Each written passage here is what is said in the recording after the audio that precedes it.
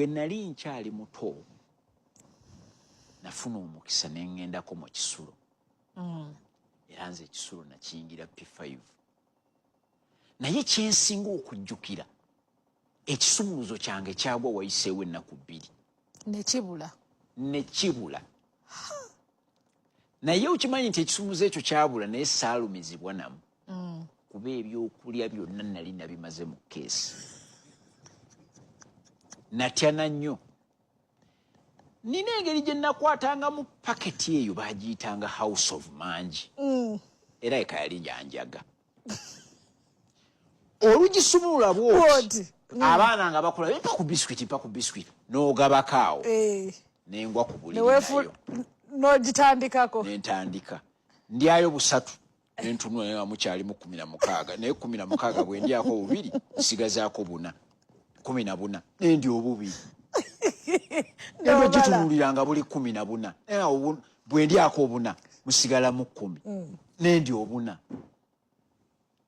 Paketi neggwaawo. So omugaati gwaweddewo, biscuit yaweddewo, sukaali oba namugabye nga ki? Lwandibadde omanyi sukaali w'olumbe toyinza mukodo wali. Oli wajja tuli mu kufiirwa. Sukaali. Mugeza yongeramu ku sukaali. Owange yaggwaawo 2 days.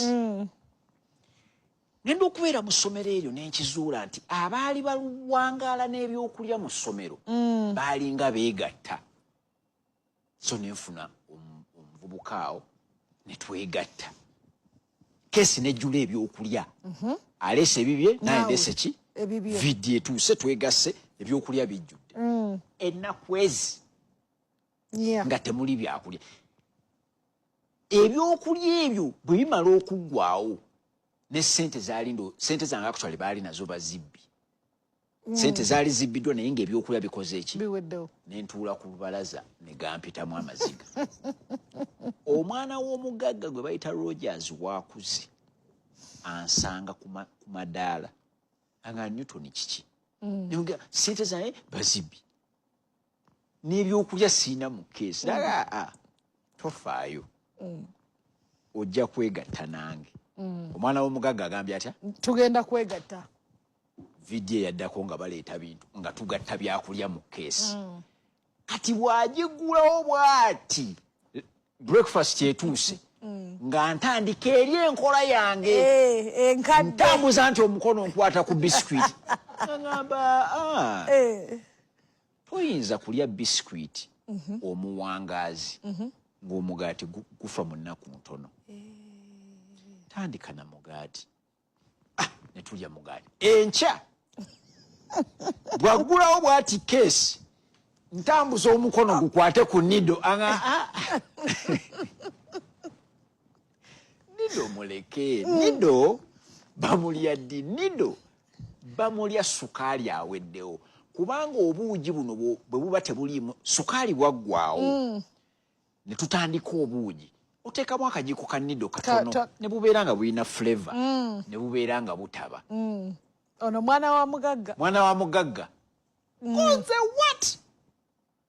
Nja okukakasa Roger teyamala naffe P7. Mu P7 ye yavaayo.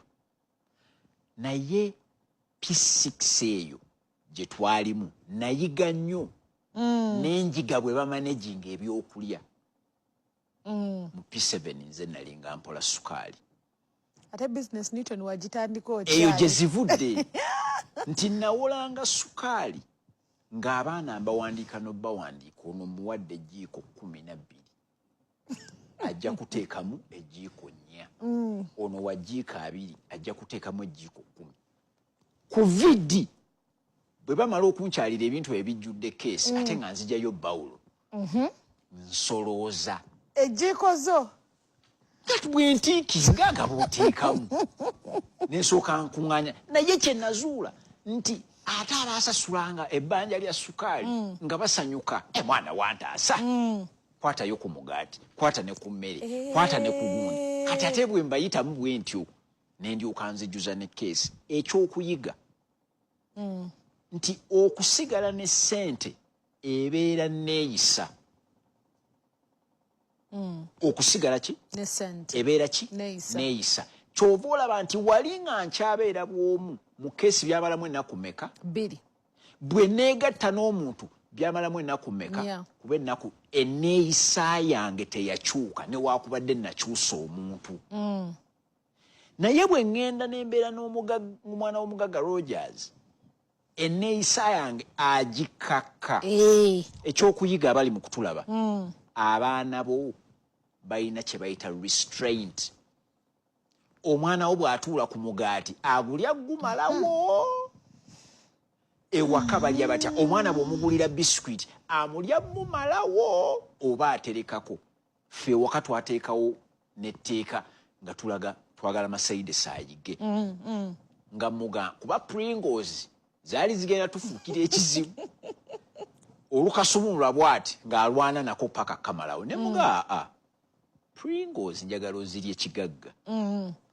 buli lw'oterekako enkya ne wabaawo nja kwongeranga n'atandika okwekomako naye lesoni eri omwo nti buli lw'ofuga omubiri guno ne gwekomako mu bintu ebisinga obungi tosobola kutamiira nga wanywedde kitono nga weekomyeko mu kunywa kye bayita okutamiira kitegeeza yanywedde n'ayongerako omubiri ne gubeera nga balansi yaagwo omusaayi guvudde mu kye tuyita kubanga omubiri gwagala balansi omuzungu kyayita homeostasis temperature gugyagala ku 37 bw'ebeera 45 lutalo bw'ebeera 2 lutalo omusaayi gulina level gye gwagala nga gubalansinze omwenge bwe gusinga obungi mu musaayi